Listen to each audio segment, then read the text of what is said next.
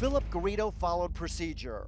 He registered as a sex offender, met with parole officers, and wore an ankle bracelet to track his movements by GPS. But despite all of this protocol, J.C. Dugard remained in captivity for 18 years. What goes through your mind knowing who lived just a couple of doors down the street? It's very overwhelming.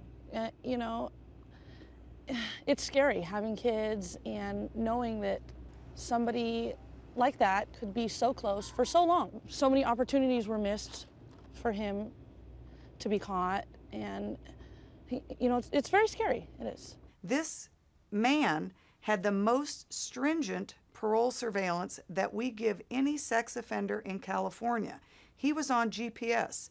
We only have 7,000. Now remember, 7,000 of 300,000 registered sex offenders on GPS. So he had the most intensive surveillance the state has to give anybody, and still, for some reason, this situation was not uncovered. This is a story of missed opportunities. Philip Garrido was sentenced to 50 years for the rape of then 25-year-old Katie Calloway. She was outside a Lake Tahoe market. Garrido handcuffed her, duct taped her mouth, drove her across the Nevada state line, where he assaulted her in an 8x10 storage bin.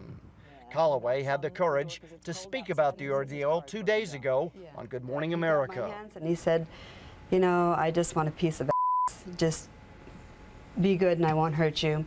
And I went, well, okay, all right, all right.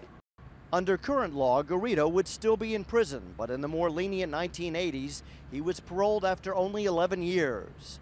Garrido was allowed to transfer from Nevada to California to be with his ailing mother. Missed opportunity too.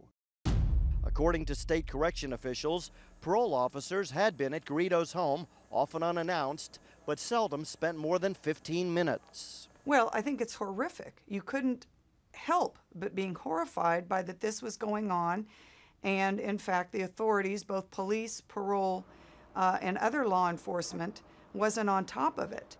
The man had been on parole supervision for over 10 years, had not formally had any arrests or anything, so that from parole he'd kind of fallen off the radar. Missed opportunity 3.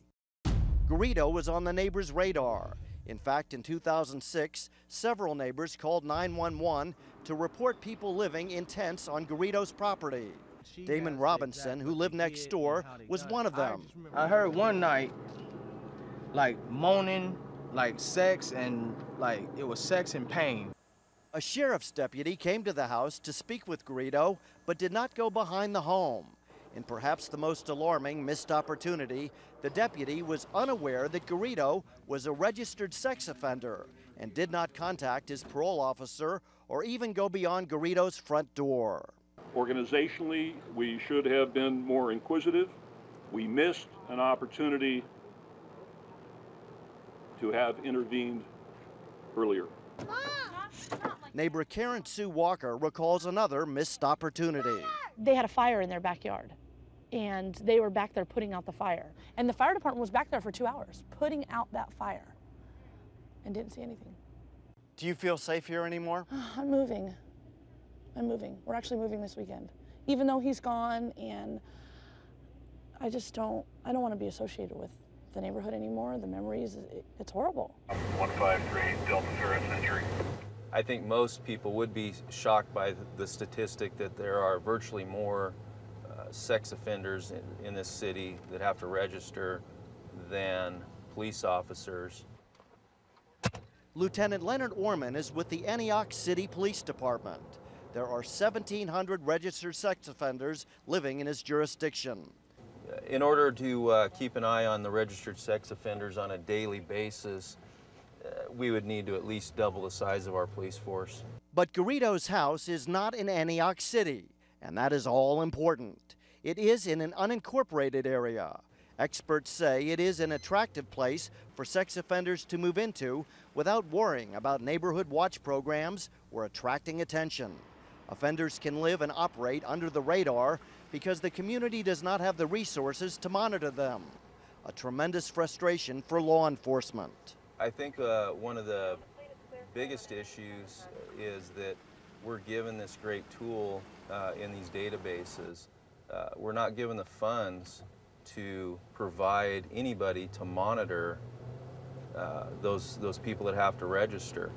All of these missed opportunities point to system failure. Citizens here have come to the conclusion that they cannot rely simply on law enforcement. The community has to get the word out to be more alert and more involved.